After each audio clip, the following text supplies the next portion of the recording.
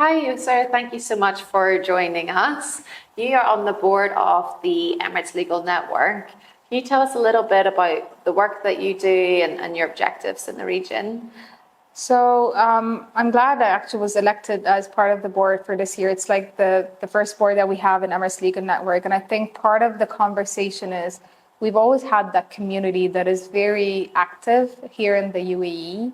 But we don't have something that officially brings us together, both private practice and in-house lawyers. And you see all those things happening. And I love the fact that we now have this organization that brings both private practice and in-house lawyers, and those kind of conversations that we used to miss, because you always find those events and conversations, either private practice lawyers on their own or in-house. So having those blend together and bringing those diverse perspectives is really what makes our association really very unique. And very enjoyable too, as terms of members and the things that we do. Okay, great.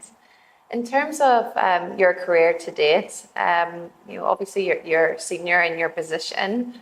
What words of advice would you have for people starting off in their careers, whether they don't know whether to go private practice or in-house, but just things that you've learned along the way? On the top of my head, I would say experiment.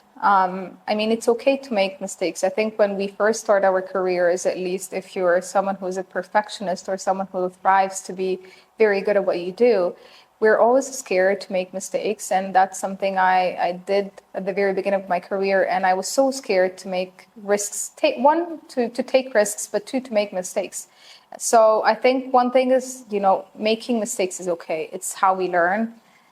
But two, experiment. You'll never know what you really enjoy in your career unless you start experimenting. So I think if you go to private practice and then you don't enjoy it, it's okay to try something else. But don't feel like you have to be stuck in one place just because that's what everyone does. When I first graduated, I went to private practice because that's what everyone does. I was an honor student. I was on the top of my class. So the first thing you do is just go to private practice. That's what everyone does. And I remember when I just didn't enjoy it. It was good. I was making good money. But it just didn't feel like it was for me. And I remember 3 years in my career, decided to move in-house just to try, let me just give it something different to try. And people literally looked at me and it's like, you're killing your career. You're never going to make it back to private practice. But I like to think it's one of the best decisions I made because I took a risk and I decided to try something different. You're always able to make back to private practice or do something, legal tech or do whatever career. But unless you try, you'll never know whether you enjoy it or not. Two, you'll never know your actual strengths. I figured out that I thrive in doing business rather than just pure law.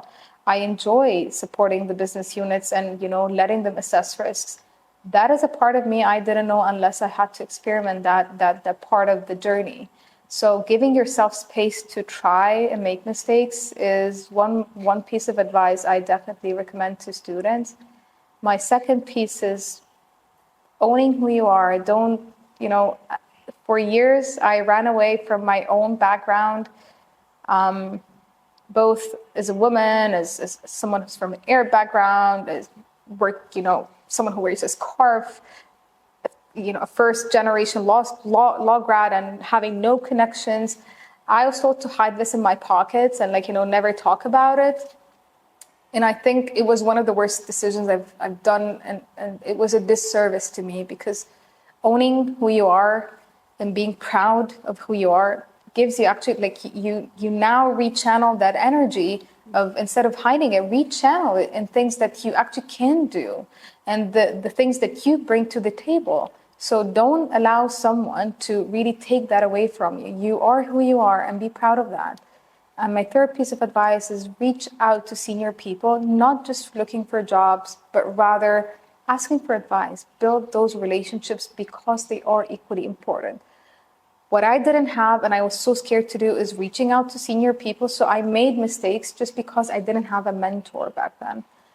What I could have done is I would reach to people online asking, can you share more about your own experience? I'm not looking just for a job. I want to know about you. I want to know what you did. Learning from others people's journeys and mistakes will help you think about your own journey. It may not necessarily be the piece of advice you need, but it will give you a different perspective to think about your own journey and what you want to do next. The more you listen to people's experiences, the more you listen to their stories, the more you listen to their own even personal journeys, there are a lot of things you can actually pick from those conversations. It could be someone who managed to do, go like be with their kids and come back to their career, or someone who managed, a kid like mine who's entirely disabled, or someone who thrived doing something different. Listen to people's stories. There will be something to learn, but allow that conversation to flow and don't be afraid to reach out to them.